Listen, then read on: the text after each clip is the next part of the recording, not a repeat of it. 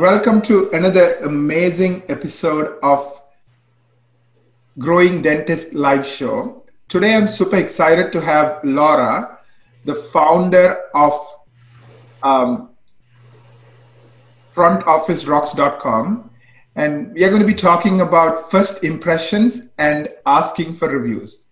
Welcome, Laura. Thank you. Thanks for having me. I'm excited. And let's get started. Why don't you introduce yourself a little bit? I know you did a podcast with me, Laura, and I know many of our listeners already know who you are, but for those of us perhaps who haven't met you yet, just tell us a little bit about your story, why you got into dentistry, and tell us a little bit more about why you started Front Office Rocks. Okay, thank you.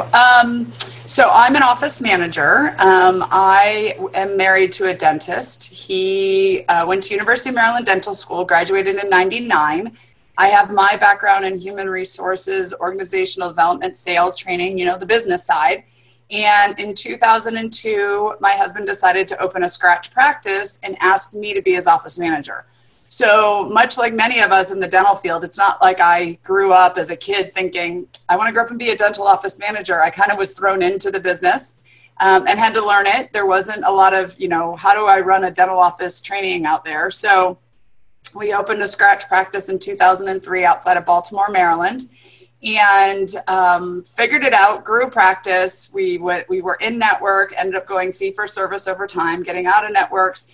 Planned on living in Baltimore our whole life. We had a great practice that we had grown there, but came to San Diego for hygiene training, fell in love with San Diego and the weather, and moved across country in 2007 and decided to open another scratch practice. Now, the reason that's important is in San Diego in 2007, the economy is not doing as great as it was in 2003. There's a lot more competition in Southern California, and now we're 20 minutes away from Mexico, where a lot of people go to get. The economy is not doing as great as it was in 2000. Oh, I can hear myself twice. But we opened a second scratch practice, and really what we did is we applied what we knew, which is good customer service, getting in systems, hiring the right staff, training the staff on the phones, learning how to grow the business, and we opened a practice now. We're a fee-for-service office in Southern California. We have 3 dentists and 4 hygienists, and we average about 2.6 million, 2.7 million a year. Fee-for-service, about 50 new patients. So with both of those success stories, I had a lot of people asking me about how can I do what you guys have done, and where can I go to teach my staff? And so that's how I came up with Front Office Rocks, which is an online training resource to help train teams, train staff, because there's not a lot of resources out there to help us in the front desk teach our staff what they need to do in order to help grow the practice. So that's really where Front Office Rocks got started, and what I do now. I run my dental office and I train front office staff online. Perfect. I mean, I love the name Front Office Rocks because, right now it's becoming more and more about the customer experience. Because every dentist will say, I'm the best, I'm trained, I have this certification, I have this machine. Nobody says, oh, I'm not good enough, right? So as a customer, it's very hard for them to figure out, unless they're also a dentist and they went to dental school, to really figure out who is real or who's really, really good technically versus something else. But customer experience, they get it, they can see it. They know that they're walking into a Starbucks versus a cheap coffee shop that they don't never want to go back, even though the coffee is half the price or 1/3 the price, right? They get it. Yeah. So I really love the fact that you kind of focused on it. I mean, I assume you mentioned you are a cash pay for service. Yeah. Service. That means people are paying, they're making a choice. They can go on a vacation with that money, but they're giving it to you. Yeah. Because they love the experience and they love, what you're doing for them. So I really love that focus. Well, thank you. I actually, when I was trying to decide the name, I surveyed a bunch of dentists and staff, and it was between something like, front office training, front office administrators, versus like Front Office Rocks. And what I got when I said, what do you feel when you hear this? What do you think? And I got a lot more of excitement with Front Office Rocks, because, and honestly, what my goal is for teams to understand that front office, we are huge. We're rock stars. we can make or break the practice. We are the first experience for patients when they walk in, and we're the last experience when they leave. So we really need to be, you know, rock stars and not just insurance coordinators and schedulers. And that's kind of the whole idea behind it, is to give some energy and some excitement to the front office team, because we really haven't had that up until this point. We've just been kind of the front desk. You know, we've been that piece of furniture, and we really are way more than that to dentists and to the offices. You know, you bring up a second point, which is purpose, right? You're giving them a purpose. They're not just schedulers. They are not just people who file paperwork with an insurance company. You're giving them a bigger vision. You know, you have to be a rock star, because the entire experience starts and ends with you. So if the starting and the end of the experience is not great, then everything else, doesn't matter how great it is, won't work. So, and that's where, with Front Office Rocks, a lot of my training talks about that. And what I train on for everything we do is not just how to do our jobs, but the why, which is the purpose. Why is it important to do it a certain way? Why does this matter? Because a lot of times in dental offices, you don't get the why. You just get told to do something. And if you don't understand the why behind it, then you're just doing a task. But if you understand the bigger purpose, if you understand how this plays into the whole picture, you're going to be much more effective in your role, no matter what you're doing, whether you're answering the phones or confirming patients or calling insurance companies, whatever it is. If you understand the why, and you know how you play into the bigger picture, your purpose is going to be better, and you're going to be more successful in what you do. Right. No, I totally agree. That makes a ton of sense.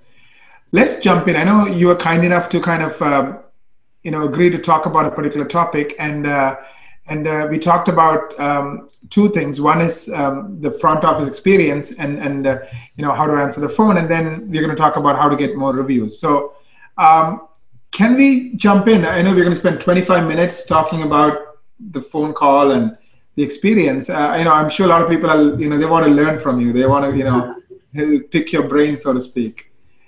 Sure.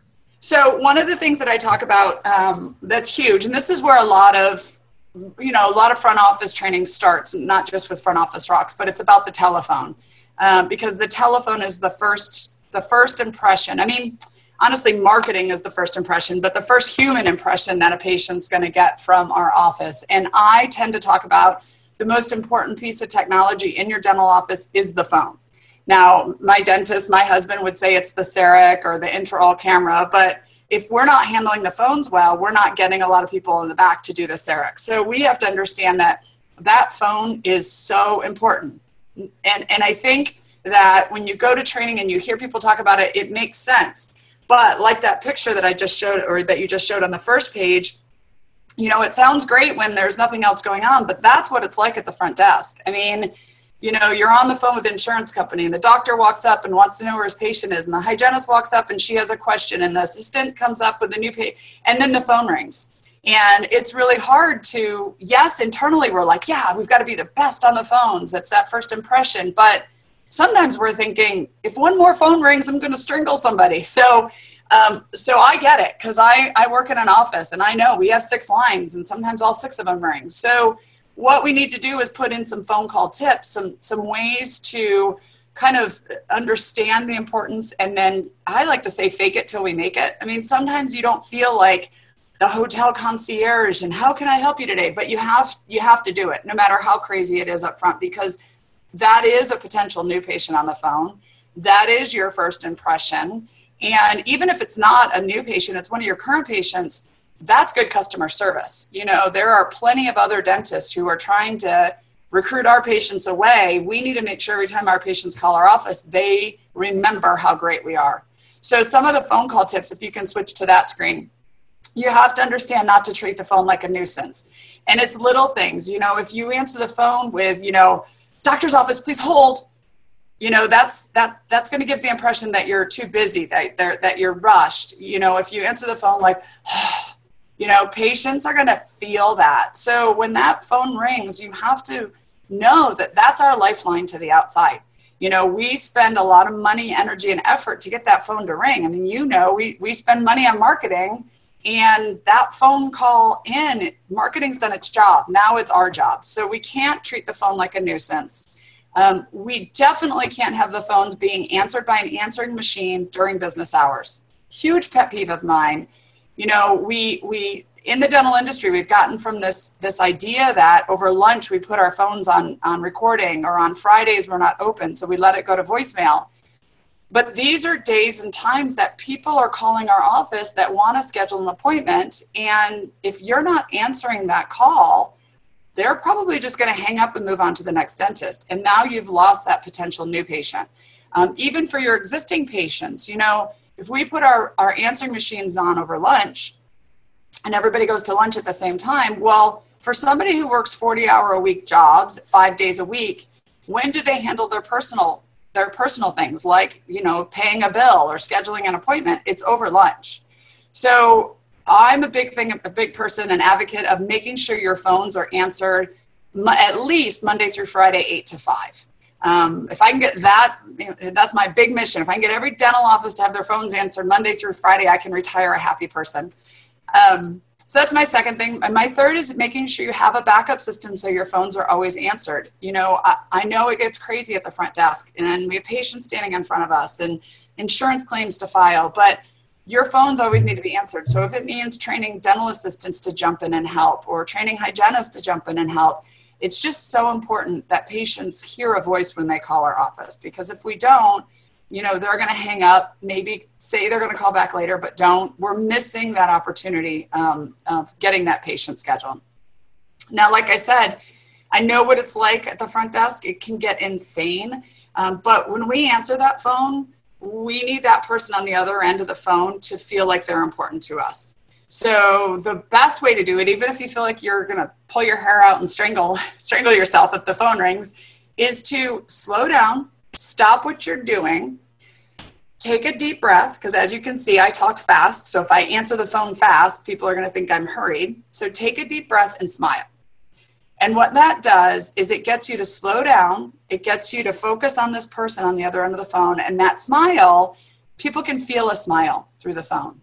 You may not be feeling that way, but we need it to come across in that first, you know, couple seconds with the patient that they're important to you, because you can't get a second chance at a first impression. So even if you feel like it's just not the best day in the world, you still need to do this. You need to focus on the patient. You need to take a deep breath, and you need to smile, because you're not going to get a chance to do that again. And then I can't see the bottom of your screen. I don't know if I have another bullet down there or not, but these are kind of my first tidbits for answering the phones. A couple of points to kind of reinforce what you're saying. We generate 500,000 calls for our doctors, and they spend a lot of money generating those calls. So if they don't answer the phone call and they let an answering machine pick up, for example, it's like they're taking $100 or whatever bills and burning it.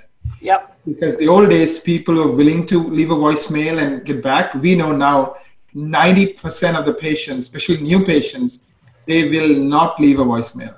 Yep. If they answer, they are going on to the next dentist, because it's so easy for them to find the second dentist, just like it was easy for them to find you.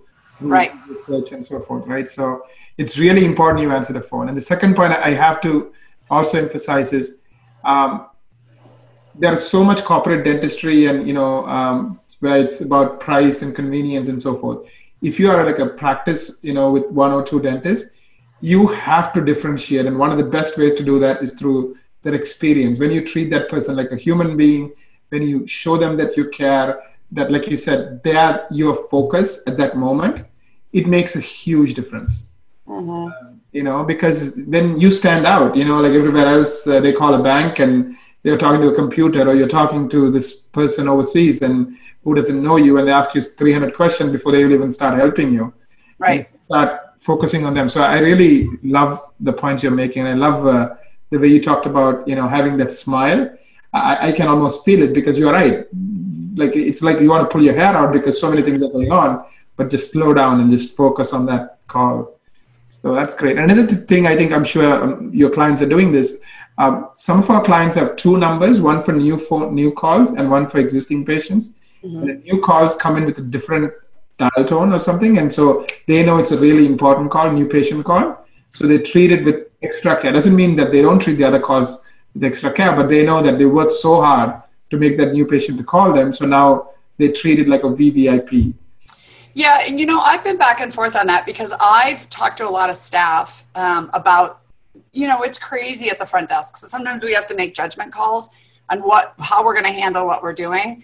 I do believe that tracking where how your marketing's working and having that come in so you know that you're getting calls from that, I think is important. Personally, for me, I want my phone answered like it's a new patient every single time. That's just for my dental office because our patients are paying, even if you're in network or not, our patients are paying more out of their pocket than ever before. And if we want larger cases, if we want our patients to accept more treatment, if we want them to stay with us long term, I want every experience with my current patient to be just as good as that first call. So I'm not saying it's wrong what you're saying, but I want to make sure that the team's answering every call with that same level of customer service, because we don't want to lose the patients that we've worked so hard to get into the practice either.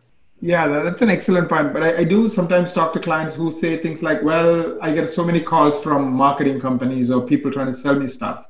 Yeah. Right? So they get kind of, I don't know, they start looking at the call, the area code, and they start not answering certain calls if they're coming from certain area codes.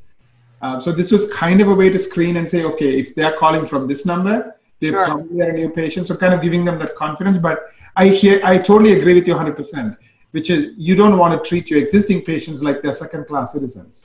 Right. They're first class too, because without them, you won't have a business, to start with. Yeah, and I actually am just writing an article about this because we're all about new patients, right? We all need more new patients. We all want more new patients. That's great. But too many offices, I think, focus so much on just the new patients that we forget about the importance of building and continuing to build our relationship with our current patients. And there are days in our office where we might have 3 or 4 or 5 new patients scheduled, and we don't close very much dentistry with those patients, but we'll have a great day with our existing patients because these are patients now that have built trust with us. They've been with us for a while. So we do need to balance the importance of new patients. I mean, I know we're kind of going off on a different tangent here, but we really need to balance the importance of, because with a new patient, they don't know us, so we want that great first experience, but we also don't know how that's going to pan out. With our current patients, they love us. Let's continue to make them love us. Right, exactly. It's easier to keep a happy patient happy than cultivate a getting a new one. Mm-hmm. Right. A couple other things I see now in the back, and then a couple other things about trying to avoid putting patients on hold if possible. I'm not a huge, I don't like to put people on hold. I'd rather call somebody back than put somebody on hold, because inevitably, if we put somebody on hold, you might think it's only going to be 10 seconds, but the person in front of you is going to ask you some question that's going to take 5 minutes to answer or whatever. And now we've got a patient sitting on hold, and people don't like to sit on hold. So I'd rather take a message, introduce yourself, tell them that you have a patient standing in front of you and that their call is important to you, and call that person back versus putting them on hold. Especially, it drives me crazy when I go places and they're like, doctor's office, please hold. Doctor's office, please hold. Like, you don't even know who's on the other end of the phone. That just drives me crazy. So I'd like to try to change that in dental offices so we don't automatically put people on hold, because people don't like to sit on hold. Right. So how would you handle a call like this? So I call you. So what would you say? Let's say you have a patient standing in front of you. So can you walk through the script? Yeah, sure. So I have a patient standing in front of me, because my clients ask me this all the time. Patient standing in front of me, my phone rings. So what do? Right? And a lot of staff will tell me, but that patient is so important in front of me that I want to make sure I handle that patient. And I agree with you. Your patient, we just said this, you've got to take care of your current patients. But let's think about, take yourself out of that scenario for a minute and put yourself into, I don't know, it's a weekend and you're at a store or you're at the hotel checking in or something. And the person that you're checking in with, let's just say, the phone starts to ring, and it rings, and it rings, and it rings, and they're ignoring it.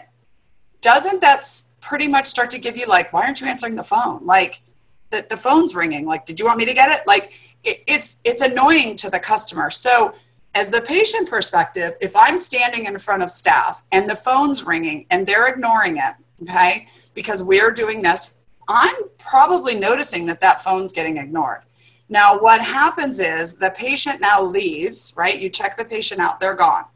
The next time they call your office, when that phone rings and rings and rings, what memory is our patient going to have that's going to remind them of that? It's going to be the last time they were in the office and you ignored that call in front of them.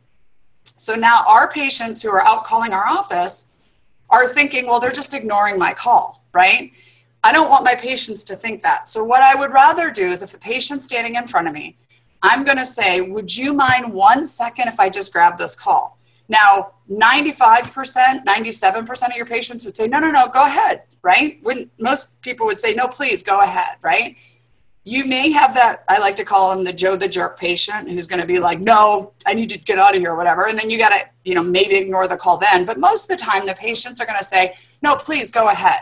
That's when I'm going to take the call and I'm going to say, Mrs. Jones, great to hear from you. I'm currently checking a patient out. It's going to take me a couple minutes. Would you mind if I give you a call right back? Because I want to make sure I answer all your questions.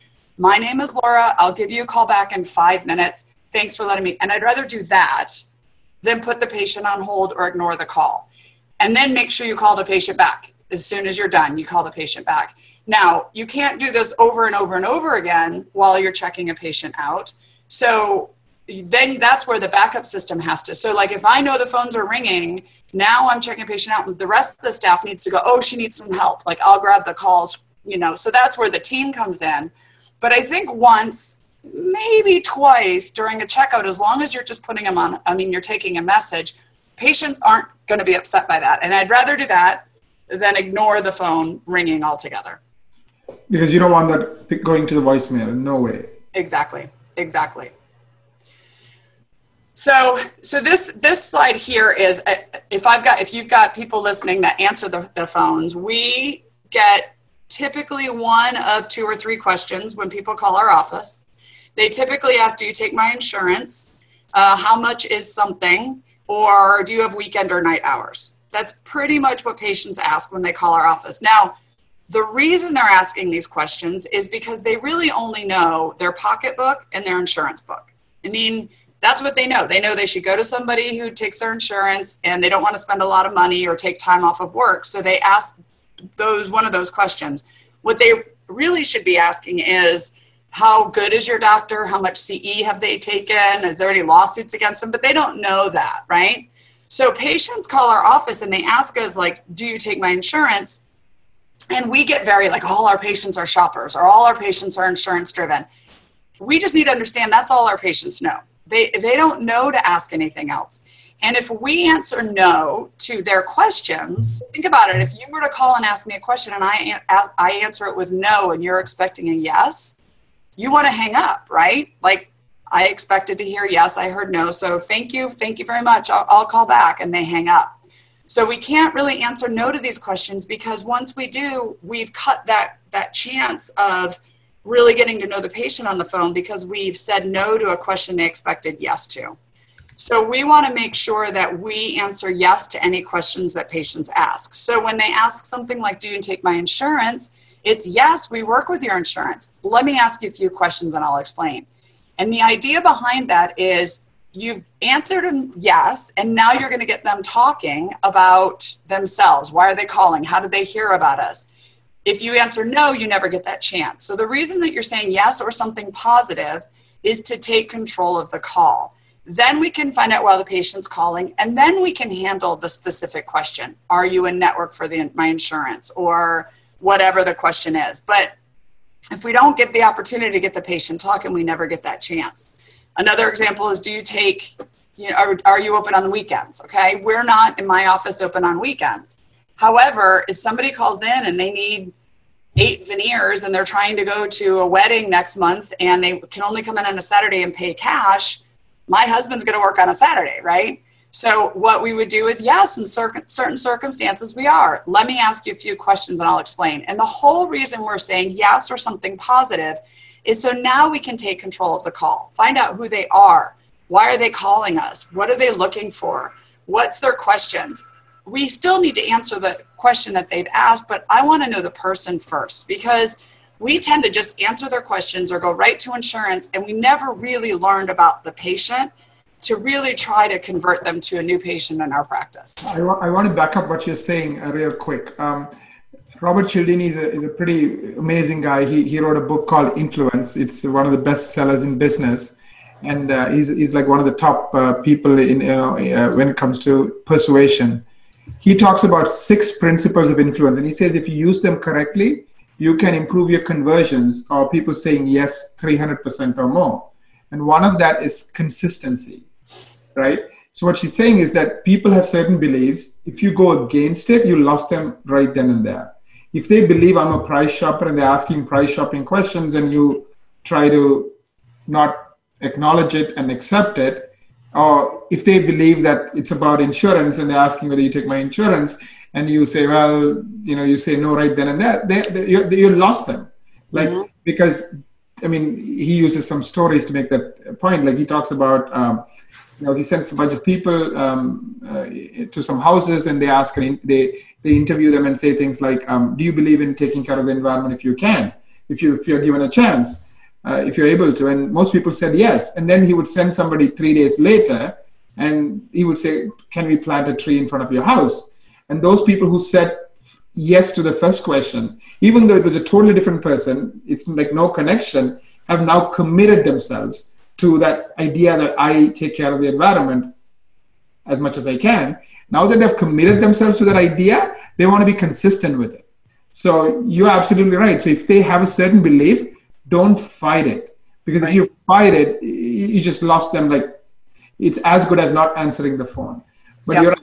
The mindset of the team is that, well, most of our clients, the only thing they care about is insurance. The only thing they care about is, price. The only thing they care about is hours, which is not true. It's just that that's all they know. So that's all they are boxed into. So by acknowledging it and accepting what they're thinking, then now you can lead them on to the second phase of the conversation where you can, grow their confidence in the practice. And, you talked about social proof, so education and, training and secrets, those are all, proof that, he's really good. So anyways, I don't want to distract. No, you're right. See, it's funny, all this stuff that I do naturally, I didn't even know that there was, so I have to have smart people like you around me to show what I'm talking about. Yeah, I mean, there's science, there's evidence. I mean, he's a behavioral psychologist. He tested like 20,000 people or something, so. Yeah, I just know that we need the conversation to continue with the patient if we're going to have a better chance of converting them to a new patient of ours. And if I say no or something negative, the patient wants to get off the phone. Now, I want to be really clear right now. I'm not for scripts. I know there are people out there who teach scripting, and I'm not for scripting because scripting isn't real. So back what you and I were talking about early on, I mean, scripting works only if the other person knows their part of the script, right? But we're dealing with people. So what we talked about earlier on is knowing your purpose.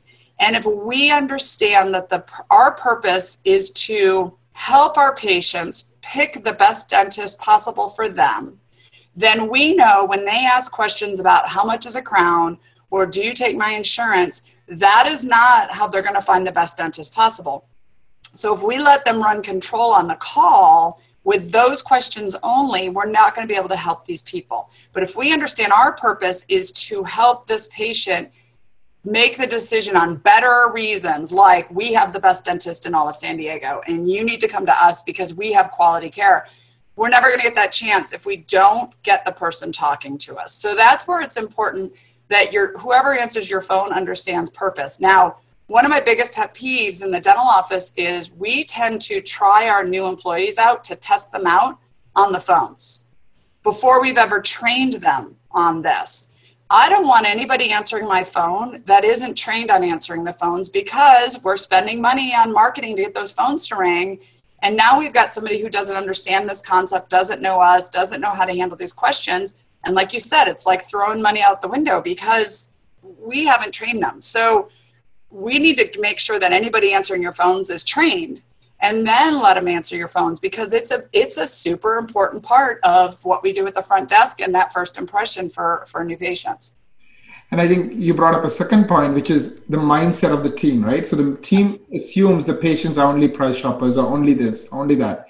And that itself clouds them from living their purpose. So part of your role is to kind of show them, the reason they're asking is not because that's all they are. It's just that that's all they know. So they are limited inside that box. So let's deal with that box, say yes, but then now shift to our purpose. Yeah. Which is how do we help them find the best dentist, assuming that's us? Yeah. And how do we help them? It better be us, hopefully, because if you have somebody answering your phone that does not feel like they work for the best dentist, they shouldn't be answering your phone. So that's a whole nother topic in itself. Right. Yeah.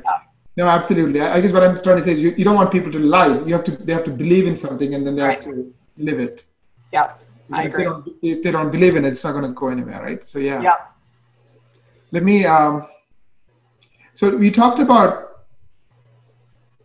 Do you want to talk about insurance for a bit? Yeah, this just for a second, because this is another big, I've gotten some certain soapboxes that I'm getting on as I'm traveling and speaking. So I'm really big about talking about insurance savvy versus insurance focused or insurance driven. And what I mean is, like I just said, new patients call our office and typically they ask something about, do you take my insurance? And we get very frustrated. All of our patients are about insurance and we better be in network and all of that, right? Well, let's think about our own purpose for a moment, and what are we driven by? We have to work with dental insurances. It's part of the industry we're in. We have to know the in and out of network benefits. We have to know coverages. We have to know waiting periods. Like, that's part of our life and part of what we do. But we don't have to be driven by it or focused on it, right? We just have to be savvy about it. And I hear a lot of offices tell me that their patients are insurance driven. And then I call in their office, or I listen to their phone calls, or I do mystery calls. And I hear, for example, the first, second, or third question in when a new patient calls is, what insurance do you have? So before we've even found out why they're calling, before we've even gotten their name or how they heard about us, we're going right to insurance company, right? What insurance do you have? So we've already set up that relationship with the patient, that insurance is important to us. It's more important than you as a person. So we're starting that relationship with them about insurance. It's like the patient comes in with a sticky note on their head that says, I'm MetLife or I'm Blue Cross Blue Shield. Like, we need to deal with their insurances, but we need to put the patient first. And so I challenge offices when they say, well, we're not insurance driven, we're not insurance focused. Do you hear yourself asking about insurance at the beginning of the phone call? Do you hear in the huddle in the morning, your staff say, oh, great, we have a new patient scheduled today. That's awesome. What insurance do they have?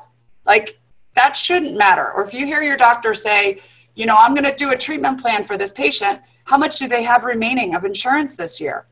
Like, all of these things shouldn't matter if we're really focused on taking care of our patients. Yes, we need to know about insurance to help our patients, but I just want to back up and go, how focused have we become on insurance? Because that really changes how we answer the phones. It changes how we deal with patients. And we've become, in our industry, more insurance focused and less about being insurance savvy. And I challenge offices to think about that when it comes to your day-to-day operations. Right. I mean, you bring up an exact point. I think sometimes we become institutionalized, right?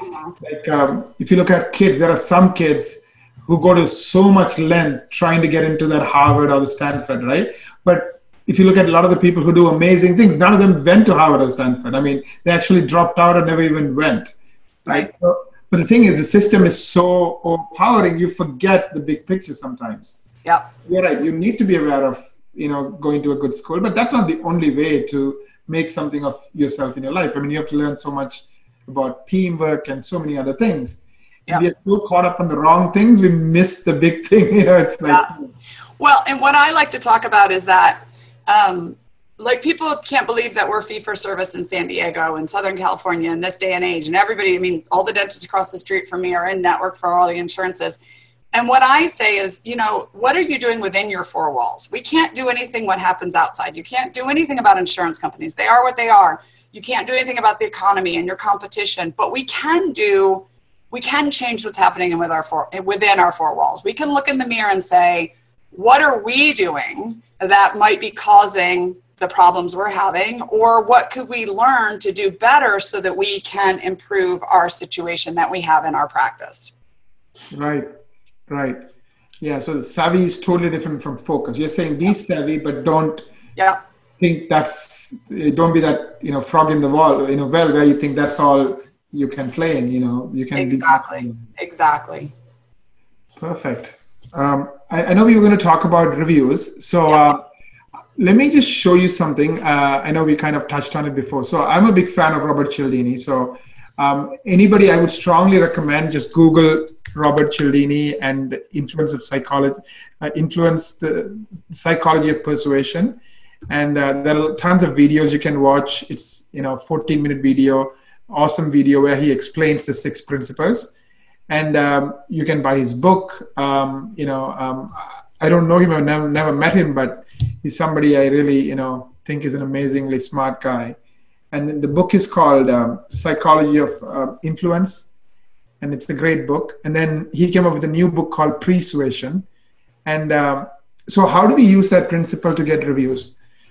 So reviews has been a big problem for our clients. And as you know, we do marketing.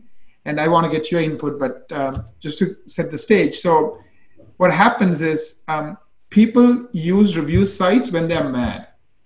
So a lot of times, they're happy, they're busy with life, so they move on because they have to go to the website and write a review and stuff. But when they're mad, they want to take revenge. And a lot of times, the person who's mad could be a disgruntled employee, could be the guy across the street who's a competitor who doesn't like how well you're doing. So it could be all kinds of reasons why people use reviews to write negative things. And the happy patients, you tell them to write a review and you say, can you please do it? They say, of course. You even send them an email. And they go home and they get the email and they're tired and other things happen in their life. And they don't do it. What they do is they don't follow through. So how do you get them to follow through and actually write the review? So we used Cialdini's principles. So one of the principles he talks about is called reciprocity. So, people tend to return a favor.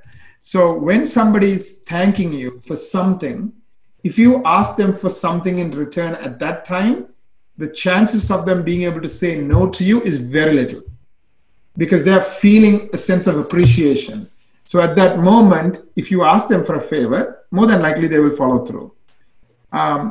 So I don't believe in bribes. So for example, telling somebody, do this, I'll give you $10 or $25. And the reason is most people see through it and they know what it is and they don't comply because nobody likes to, be bribed. But here I'm saying something like, thanks a lot for sharing with me how to brush my teeth properly. I mean, it's a true story. Because my gums are bleeding and teaching me all these good habits, and now it doesn't. I really appreciate what you did for me, and I have diabetes, and it's a big deal that I'm taking care of my gums, and I really appreciate what you're doing. At that moment, you can ask them for any favor. So one of the favors we recommend is ask them to share what they just told you in person online. But this is where the second issue comes in. The second issue is we say, okay, fine. They say they do it when they get home, but when they get home, that moment is gone. The principle that Robert Cialdini talks about is you have to use that moment. Because when that moment is gone, that excitement is gone, that chance drops like 1/5 or 1/3. So instead of getting 5 reviews, you'll get 1 reviews, right? So how do we use that moment? And we built a tool to do that. And this is something that we include with all of our clients who are our marketing clients. But you can also get it on its own. So the way it works is you ask them, so they say something like something nice, and it's not just for you, but could be one of your team members. And you ask them something like, I really appreciate your feedback. Can I ask you for a favor? Sure. I'm going to send you a quick text. Can you write a review for me? And they'll say, for sure, right? So they're making a commitment. This goes back to Robert Cialdini's second principle, which is commitment, which is tied into what you were talking about, consistency. Once they're committed to a view of the world, I voted for so-and-so, even when I don't like that person, let's say in 3 months, I'll still continue to support that person because I committed to that person. Or some people get into a marriage and they don't like the person they married, but they will stay in that marriage for a lot longer than they should because they committed to that marriage. And they'll try everything under the sun to make it work. It's just a human nature. We are humans after all, right? So we behave in certain ways. And once you understand it, you can hopefully leverage it to do some good. That hopefully is win for them and win for you. So you ask them, once they commit, then you go into this tool and pretty much we create a dashboard. So every client gets a dashboard, and using the dashboard, you send them a text. And the reason is, text is immediate. It's not happening when I go home and check my email. It's beeping on my cell phone right now.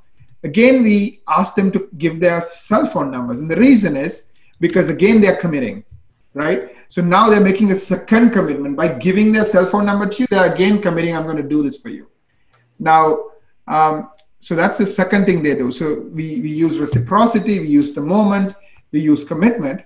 And finally, they get a text like this. And when they click on the link, it will say, would you recommend? Of course, it's going to say your practice name or the doctor's name. And they're going to click on yes.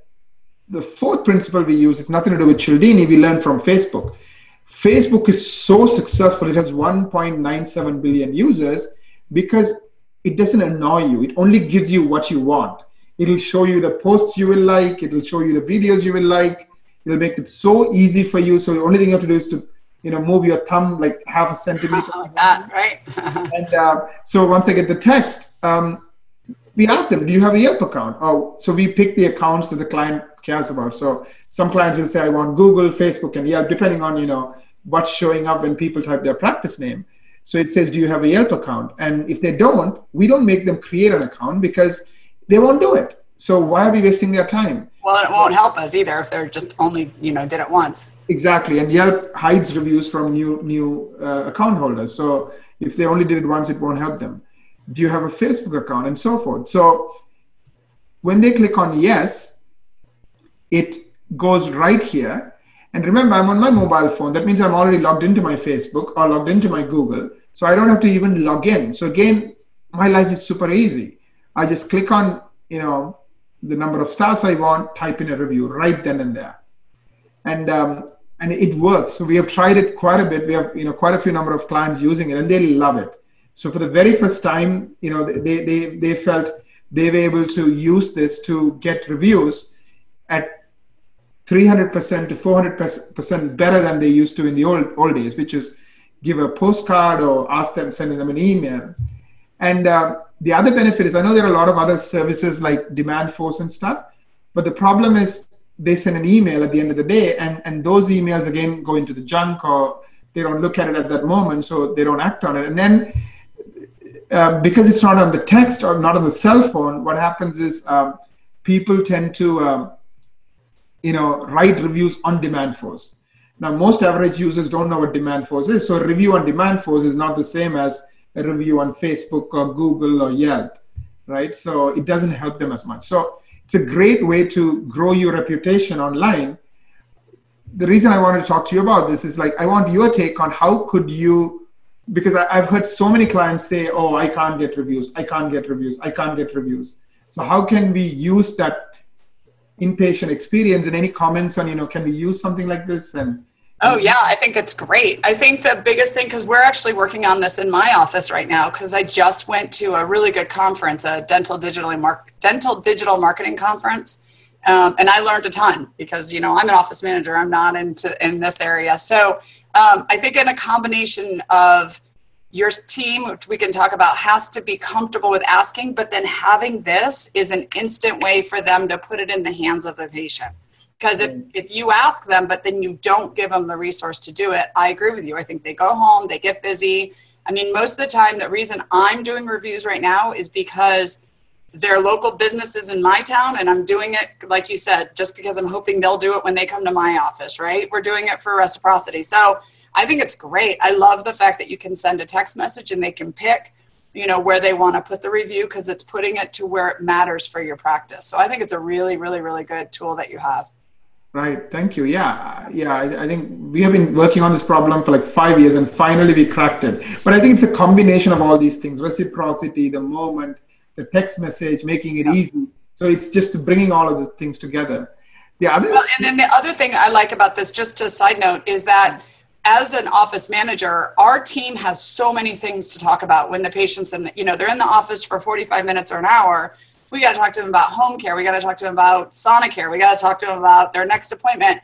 And if this is one more thing that we have to talk to them about, then we have to help them get their phone out. Then we have to help them find the page. Then we have to, the staff's not going to do it. They're just not going to do it. There's too many other things. So if it's easy and the staff just goes, let me put in your cell phone number, thank you, they can move on to the next thing, you're going to have a better chance of them doing it.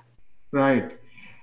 And the other thing that we have noticed is I've been studying, I'm a big fan of psychology, so I've been studying team motivation. And another person I really like is, his name is Daniel Pink. He wrote a book called Drive. So that's something I would strongly recommend. Again, there is a TED Talk where he's talking about the key principles, but really there are three principles. One is autonomy, one is purpose, and one is mastery. So what he says is you cannot motivate people through money beyond a point. You have to pay them fairly so they don't feel like you're taking advantage of them. But once you pay them fairly, more money doesn't make them work smarter.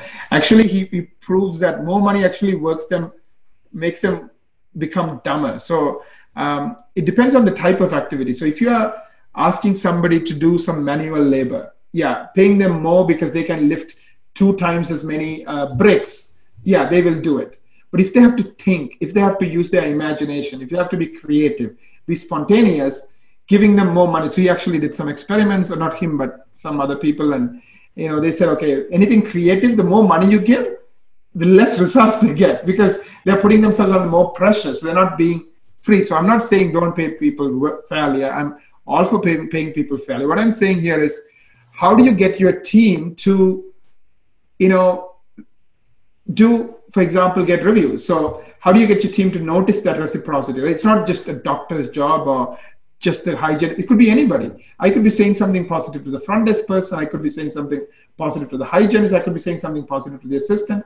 So how do you get all of these people to work together? And what we found is autonomy. In other words, instead of telling every single person, you need to do this, and if not, I'm going to do this to you, or, carrot and sticks, or even like bribe, like, oh, if you do this, I'll give you $10. What we found is create a team goal. So one of our doctors, what he did is he told his team, we're going to set a goal as a team. Here is a tool. Here is how you use it. And we bookmarked it on all the, laptops and all the computers in our office. So everybody has easy access to that page. And if we hit a certain target, so we're going to send 30 text messages this week or this month, we're going to celebrate. And he didn't do a weekly target. He set a monthly target. And there's a bar next door, and we'll all go and I'll buy drinks, 3 drinks on me, whatever you feel comfortable. Of course, some people get veggie trays, some people, give people a gift card, whatever it is comfortable, right? But the thing is, the funny thing is, it's not the amount of money that's making the difference. It's that you are trusting them and you are telling them. I mean, I love what you said about scripting. You don't believe in scripting because scripting means that they don't have a brain. You don't trust them, right? Good point. And same thing here, like by trusting them. So you still have a purpose which guides them and you give them tools and the knowledge, but by trusting them as a team and saying, let's work as a team, and then reinforcing it. So on the daily huddles, talking about, hey, who did we send text messages to yesterday? Or tell us, and then celebrating it, right? So now, oh yeah, I need to do that too, right? So, and I find that also is very powerful because a lot of times we are dealing with human beings here, right? So how do you help human beings change or think differently, or so anyway, so what's your take on principles like this? Because I know you are in the business of change, because all your theory is useless if people don't actually believe in it and use it, right? So how do you deal with getting people? And I think you just talked about it a second ago. The biggest person that has to change and want to make this happen has to be the dentist. And one of the things I talk about when I teach this is dentist and dental industries. Over the years, we've been focused on word of mouth referrals. Like, those are the best. And that's great. Don't get me wrong. A word of mouth referral is amazing. But word of mouth referrals now, they're interchangeable with online reviews because they're like the digital word of mouth referral. And so when I talk about reviews, referrals, I talk about it interchangeably. Right? Because if a patient can't send us a referral, but they can put a review out about us, that's just as important to me. So the dentist has to know the purpose behind why it's important we get reviews. Before I go to, in fact, I'm meeting a friend tonight for dinner, and I'm going to go on to the internet and I'm going to read reviews of restaurants to pick where I'm going to go. Patients do that too. They get a postcard in the mail or they hear about us, they go online and they read about us. And if we're not actively getting reviews out there, your patients aren't even picking up the phone and calling the practice. So it really starts first with the change in the doctor. You can't just come and say, here, staff, have patients text this to patients so they'll put reviews out. You have to be willing to change along with your team if you really want to implement it into your practice. Right. So you're talking about a total shift of mindset. So I was talking to a client of mine who has been practicing forever, and he's retired now. His son is taking over and took over and stuff. And he said he did a favor for one of his 25-year client, and the client sent this huge gift basket worth like $500. And he's like, he had never referred me a patient. And I'm like, when is the last time you called somebody or somebody called you and wished you on your birthday? You can count the number of people who call you on your birthday like in one hand. Yeah. I mean, we wish each other on Facebook. So I think the idea that, people are going to sit there and call somebody and refer you, it's dead. Now referral is happening on social media, on review sites, just because that's how, most decisions that my wife makes, and I'm sure probably same for you, it's driven by like you said, restaurants or finding somebody to work on our kitchen or whatever it is. She wants to know what 20 other people think, not just what this friend thought. So exactly. I think that research. So I think you're right. The doctor has to believe in it, and the mindset has to shift. And then, once he believes in it, then the team has to believe in it. And then I guess they all have to work together on it, right? So and that's where, when I talk about then what I suggest you do is, I agree with you. You have to do it when someone gives you a compliment. So you need to ask for it and the compliment can come at any point during the appointment. It might be to the assistant about how great the doctor is giving shots. It might be to the doctor about how awesome the hygiene team is or the hygienist. And whenever that compliment comes up, whoever on the team is in front of the patient, that's the person who needs to turn that compliment into the favor to say, would you go out and share that with the rest of the world? And what the issue is not everybody on our team is comfortable doing that. For me, it's easy. It's super easy for me to go, oh, that's great. Could you put a review out about us? But not everybody is. And so this is where your team needs to understand the purpose behind why they're doing it, why it's important. And then we need to practice with them. I can't give them a script that's going to make them feel comfortable, because if I have a dental assistant who's uncomfortable, who is scripted to say something, it's going to come off very, could you please put a review out about it's not going to feel real, and patients aren't going to do it. So what you need to do is you need to practice with your team, and the doctors need to practice, and you need to get it to a point where you feel comfortable. So once a year, I suggest your dental team get together and just practice asking for referrals and reviews until you feel comfortable doing it with your coworkers. So you're going to be more comfortable with the patients. And if you don't feel it internally, you don't understand why you need to learn it, it's not going to happen. So it's an overall, it starts with the doctor. Everybody needs to know why we're doing it. And then we all need to get comfortable in our own minds of how we ask for it to really become part of the everyday part of your practice. Right. You bring up an excellent point, which is asking. Most people are busy with their lives, right? We know this, right? They'll say they'll do it, but they don't. I know because I work with dental clients. Even when it's good for their own business and they'll make an extra 20,000, they'll say they'll do it, but they won't. So one of the things we have figured out is to make it so easy where it's click, click, click, I'm done in 2 minutes. Right. So I think one of the things that we figured out in this tool is that, yes, you said you're going to do the review, but let me send you a text right now, 1 minute, right now, right? And I think whether you're asking for referrals, it has to be something very tangible and specific, or whether you're asking for reviews, because otherwise they will say they will do it, but life gets so complicated and busy. It just won't happen. So I think that's the other thing. So it's the question of making people comfortable, getting them talking about it, practicing it, believing in it, and then giving them the tools to make it so easy where it's 2 clicks and I'm done. You know what I mean? And then I think one thing you said is make sure that when you succeed at whatever your goal is, let's say we're trying to get 20 new reviews, or we're trying to get so many text messages sent out, then take the time to reward your team for it. Don't roll right over the success of that and move on to the next thing, because your staff will stop wanting to do things if you're not actually, Exactly. high-fiving each other and going out for that drink or whatever it is that you told them to do. Yeah, I think appreciation is probably the number one underutilized commodity in our lives. It can work wonders, whether it's with your little child or your husband or your team members. It's just magic.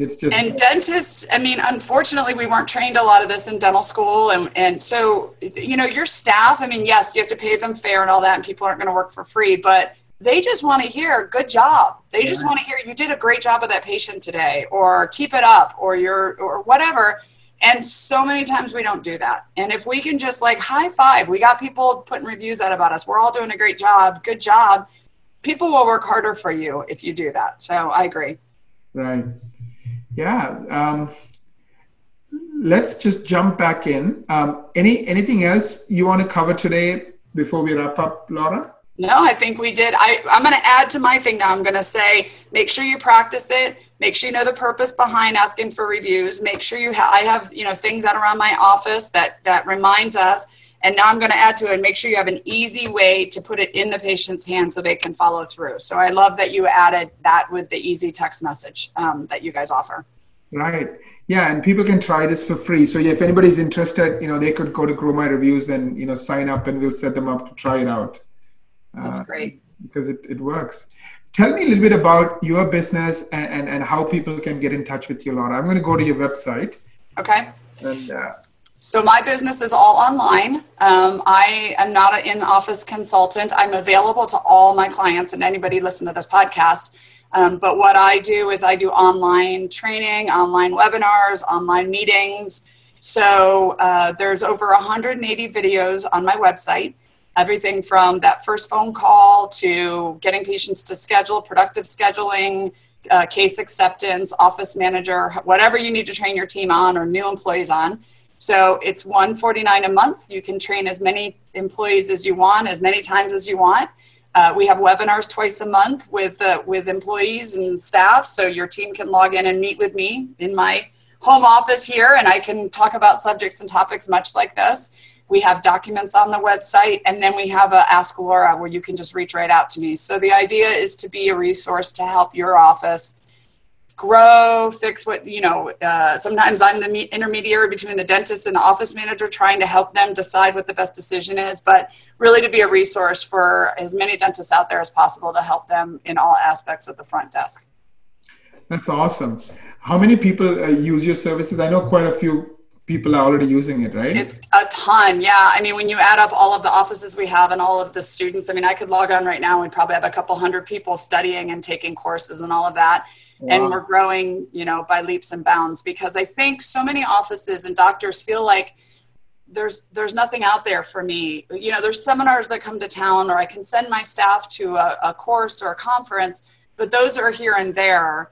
But I want something that's going to help my team right now. Maybe we've got a Friday morning where we've had some cancellations. What can we do during that time? So it's growing so much because I'm getting so many referrals of people saying, a lot of people have said, I've needed something like this, much like what you're offering, but there just hasn't been anything like that. And because I'm an office manager, I'm in the office. I still do this day to day. So I get new ideas and new suggestions and new things from things happening in my office that I help, implement with other offices too. Absolutely. I mean, I think the way I look at it is like Netflix. You know what I mean? Like I paid $9, but I can watch a whole season of Kevin Spacey thing just came out 2 days ago. I can watch it anytime I want, and it's unlimited, and I can use it with one team member or all my team members. So it's and our offices clients are using all different ways. It's good for new employee training. It's good. You can search the website for certain topics. So if you're having an issue about asking for referrals and reviews, you can search it and pull everything out to watch it. A lot of offices are watching them during staff meetings. So the whole office is sitting around watching how to ask for a referral and then practicing with their team. So it's being used in so many different ways, depending on what works, for that office. But the biggest thing is if you don't use it, it won't help you. So it's about implementing it. And as the doctor, you need to make sure. I just ask for an hour a week. If you train your team, sharpen their skills, work on their customer service, remind them how important smiling is when they answer the phone, 1 hour a week, it's going to make a difference in your practice. And the videos are 8 to 10 minutes long. My webinars are an hour. So there's plenty of content on there that can help you improve, various areas in your practice. That's awesome. Thank you very much, Laura. I really enjoyed talking to you today. And I know we covered a lot today, so I really appreciate it. And thank you, everyone watching live on Facebook. And we'll be putting it on our website and sharing it in multiple ways. So thanks, everyone. And thanks, Laura. Perfect. Thank you. And this concludes our Facebook Live show about getting referrals and, answering the phone. Thank you. Thank you. Have a good day. You too.